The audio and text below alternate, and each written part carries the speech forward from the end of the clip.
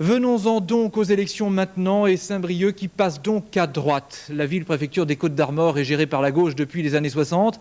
Les divisions à gauche au premier tour ont certainement pesé. Du coup, c'est le candidat UDF, Bruno Joncourt, proche de François Bayrou, qui gagne. Éric Le Gouen. Dans la capitale bretonne, le socialiste Edmond Hervé retrouve son siège avec 57% des voix. Son challenger, l'UDF, Loïc Lebrun, frôle les 43%. Score honorable pour celui qui, il y a encore 3 mois, était inconnu à Rennes. À Saint-Brieuc, l'UDF Bruno Joncourt met fin à 40 ans de gestion socialiste. Michel Brémond, qui devait succéder à Claude Saunier, n'obtient que 48% des suffrages. Son challenger de droite totalise près de 52%. Je suis candidat aux élections municipales de Saint-Brieuc depuis une vingtaine d'années. Et donc lorsqu'on persévère et lorsqu'on est constructif, eh bien il arrive que la population s'en aperçoit, surtout lorsqu'on propose un bon projet, une bonne liste et que l'on fait une bonne campagne.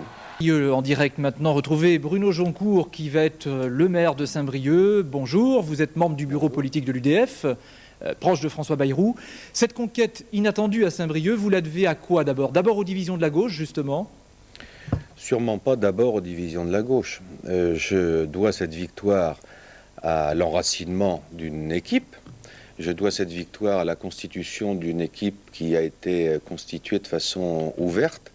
Je dois cette victoire au projet que j'ai présenté, qui a été un projet qui a rassemblé, qui a fédéré, qui a séduit la population. Et puis je le dois à la campagne de terrain de proximité que j'ai conduite. Cependant, vous remarquerez qu'ailleurs, les autres candidats UDF ont tous été battus.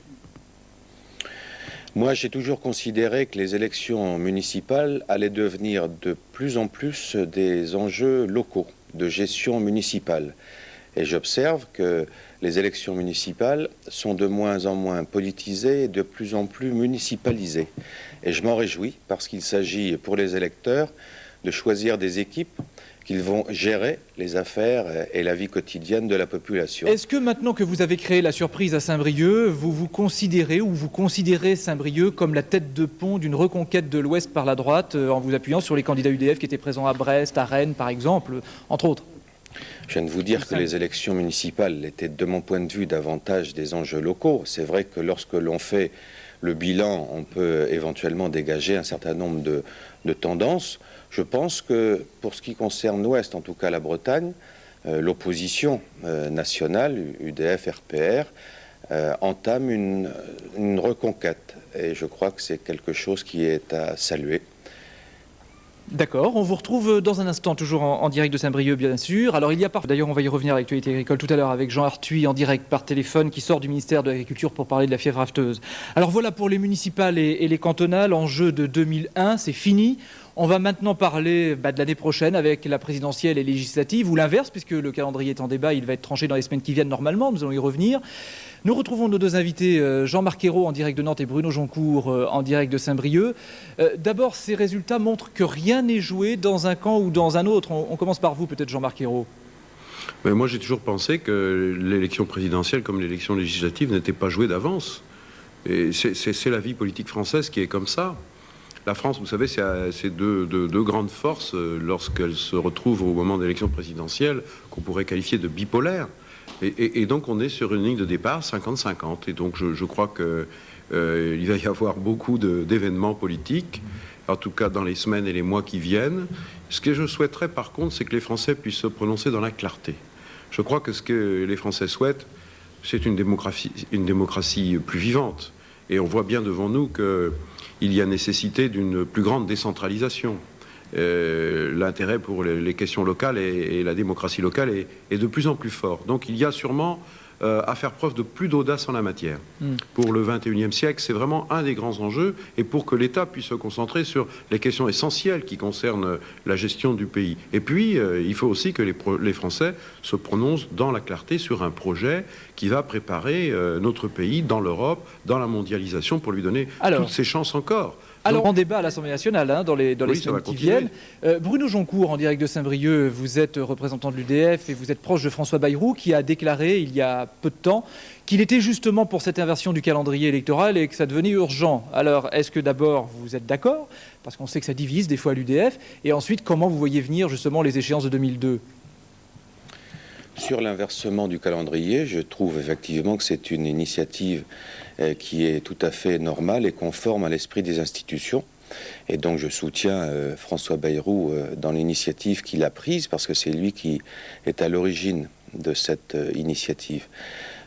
Sur le reste, je crois que les élections municipales sont, comme je le disais tout à l'heure, des enjeux locaux. On peut éventuellement envisager de transposer tel ou tel résultat pour imaginer telle ou telle tendance pour les prochaines élections législatives ou présidentielles, mais il s'agit d'autres enjeux, d'autres rendez-vous électoraux, et je crois qu'effectivement, aujourd'hui, l'opposition et la majorité se retrouvent à 50-50. C'est un constat qui est un constat que chacun peut faire aujourd'hui.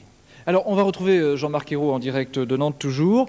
Lionel Jospin sera probablement le porte-drapeau de la gauche plurielle. Est-ce que vous ne craignez pas des velléités, comme on l'a vu dans ces élections locales, de certains partenaires de la gauche plurielle, des Verts notamment, qui vont vouloir peser aussi pour les législatives, pour la présidentielle probablement? Oui, mais je vous l'ai dit tout à l'heure, je crois qu'on ne peut pas réussir à mobiliser sur un projet si on n'accepte pas la diversité des sensibilités politiques qui existent en France. Et donc chaque chef de file, et c'est le cas de Lionel Jospin, doit pouvoir être en mesure de rassembler cette diversité sur un projet à condition que chacun puisse jouer sa partition pour que l'harmonie, effectivement, soit au rendez-vous. Donc ça demande beaucoup de travail, beaucoup d'efforts. Et puis il faut aussi une très très grande attention aux préoccupations des Françaises et des Français. Certains signaux nous ont été adressés. Ils sont adressés d'ailleurs à tous les responsables politiques. Je pense par exemple à la question de l'abstention qui ne peut pas ne pas interpeller aussi bien la gauche que la droite. Et donc c'est à tout cela qu'il va nous falloir répondre dans la sérénité, mais aussi avec beaucoup de volonté dans les semaines et les mois qui viennent. Et j'aimerais bien voir l'avis, cette fois en direct de Saint-Brieuc, de Bruno Joncourt de l'UDF. Qui sera le porte-drapeau pour la droite? Jacques Chirac? Chaque formation politique, l'UDF, le RPR, Démocratie libérale, vont délibérer. En ce qui concerne l'UDF, il y a effectivement une tendance qui souhaite que François Bayrou soit candidat. Moi, je suis favorable, et ceci depuis longtemps, à l'union de l'opposition, mais dans le respect de cette diversité. Moi, je suis pour une opposition qui soit pluraliste, parce que une opposition pluraliste est une opposition qui tient compte de la diversité de ses composantes, et donc c'est un enrichissement pour l'opposition tout entière. Vous ne craignez pas que ce soit source de nouvelles divisions?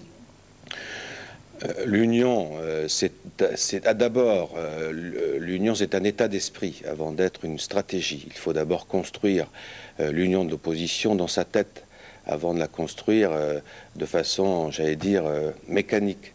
Je crois que les uns et les autres ont quelque chose à apporter au débat politique. Ils doivent l'exprimer et ils doivent se retrouver ensuite autour d'un projet commun. Mais moi, je pense que le pluralisme de l'opposition est une richesse pour l'opposition. Ce qui est bon pour la gauche doit l'être aussi pour la droite et pour le centre. Jean-Marc Ayrault, en direct de Nantes. On sait que pour les premiers ministres de cohabitation, entamer une présidentielle, ça n'est pas facile. On voit que les municipales et les cantonales ont rappelé certaines réalités électorales. Il y avait une rumeur il y a 6 mois qui disait que Lionel Jospin pourrait partir avant pour préparer la présidentielle. Est-ce que c'est un scénario possible ou est-ce que c'est complètement illusoire? Non, je n'ai jamais cru un instant à ce scénario. Lionel Jospin est Premier ministre par la volonté du corps électoral à la suite de la dissolution de 1997 décidée par Jacques Chirac. Il assume pleinement ses responsabilités. Je crois que c'est quelqu'un qui est un homme d'État, qui a une très grande intégrité. Les Français le ressentent ainsi. Ils attendent beaucoup de lui, c'est vrai. Et là, nous avons une élection intermédiaire. Les élections intermédiaires ne sont jamais faciles pour le pouvoir en place. Mais c'est ni un échec ni un succès. Je crois qu'il faudra regarder aussi sur le plan local les conquêtes et les défaites. Il faut regarder aussi les élections cantonales qui sont un petit peu différentes. Et en même temps, je crois que ce gouvernement, depuis près de 4 ans maintenant, a fait un travail formidable, a entrepris des réformes, fait reculer le chômage, mais nous avons conscience, en effet, qu'il reste beaucoup à faire et que les attentes sociales, en particulier pour ceux qui souffrent encore du chômage ou de l'exclusion, sont considérables. Donc la tâche à accomplir pour le Premier ministre ne laisse pas planer un instant le doute qu'il pourrait se consacrer à d'autres affaires, à d'autres tâches que celles que le peuple lui a confiées. Merci Jean-Marc Ayrault d'avoir été avec nous en direct de Nantes. Merci Bruno Joncourt pour l'UDF d'avoir été avec nous en direct de Saint-Brieuc. Je rappelle que vendredi prochain, vous serez le nouveau maire de Saint-Brieuc. Merci beaucoup.